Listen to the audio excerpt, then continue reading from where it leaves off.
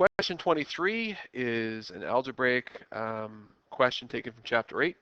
And we have a very interesting question where we have variables on both sides. We have an x over here, and we have an x over here, and we have fractions on both sides as well.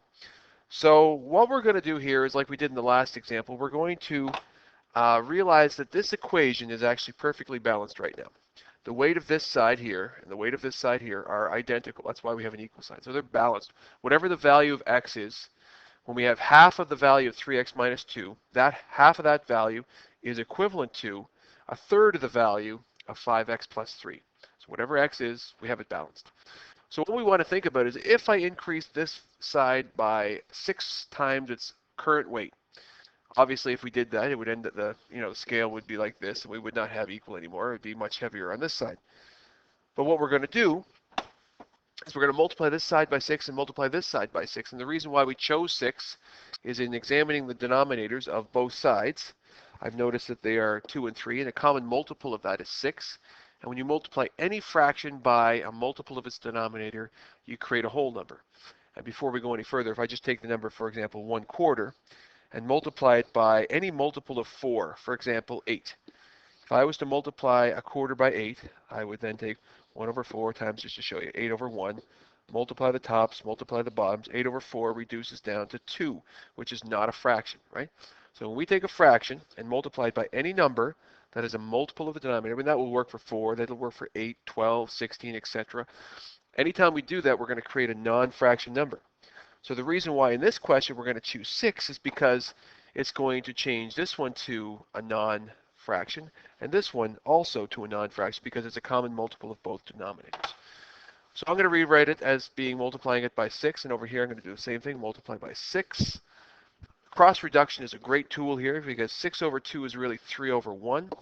So if I have half of 3x minus 2 but I increase it sixfold, I'm really going to have 3x minus 2's, which is going to be using distributive property. I'm going to therefore have 9x minus 6 on this side. Again, it's not a fraction anymore, right? It's six times bigger than it was, and it's not a fraction. If I cross reduce here, 2 over 1. Instead of having a third of this, I'm now going to have 2 of these. I'm going to use distributive property backwards again. 2 5x's is going to be 10x. 2 3's is going to be 6. So there's my new equation. It's 6 times bigger on both sides, and when it is, this is the equation I get. My next step is identifying the fact that there's variables on both sides. And again, if I look at that from a model perspective, if I have, I wish it wasn't 9x, but whatever, 1, 2, 3, 4, 5, 6, 7, 8, 9. And I'm just going to put a minus 6 because I'm too lazy to do it. And then I put 1, 2, 3, 4, 5, 6, 7, 8, 9, 10, and a plus 6.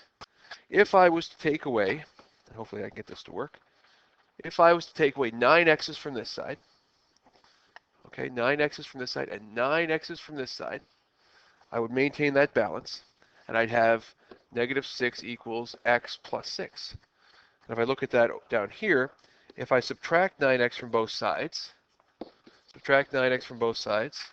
0 pair here, I get negative 6 equals x plus 6. Now I have a one-step algebraic equation. I just have a constant. Get rid of it by using opposite operation. I end up with x equals negative 12.